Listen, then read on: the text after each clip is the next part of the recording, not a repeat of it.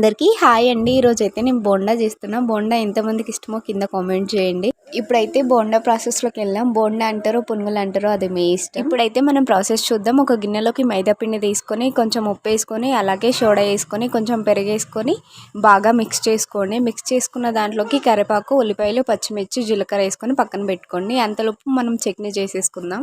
ఇప్పుడు ఒక సర్వ తీసుకొని కొంచెం ఆయిల్ వేసుకొని 2-3 పచ్చిమిర్చి, 4-5 వెల్లుల్లి, జీలకర్ర వేసుకొని బాగా ఫ్రై అయిన తర్వాత టమాటా అలాగే పసుపు, ఉప్పు, చింతపండు వేసుకొని బాగా మగ్గించుకోండి. టమాటాలు ఇలా మెత్తగా మగ్గించుకున్న టమాటాలని మిక్సీ పట్టేసుకోవడమే. ఇప్పుడు ఆయిల్ పెట్టుకొని పిండిని మళ్ళీ ఒకసారి బాగా మిక్స్ చేసుకోండి. పిండిని ఎంత బాగా కలుపుకుంటే బోండా అంత బాగా వస్తుంది. ఇలా పెద్దగా బోండాలాగా వేసుకోండి, లేకపోతే చిన్న చిన్న పునుగుల్లాగా వేసుకున్న టేస్ట్ చాలా బాగుంటుంది.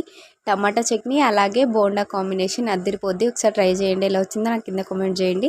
అలాగే నా ఛానల్ని సబ్స్క్రైబ్ చేసుకోండి. అక్కడక్కడ నా కూతురు వాయిస్ ఓవర్ కూడా ఇస్తుంది, వినండి. ఎలా వచ్చిందో కింద కామెంట్ చేయండి. అలాగే ఇలాంటి వీడియోస్ కోసం నా ఛానల్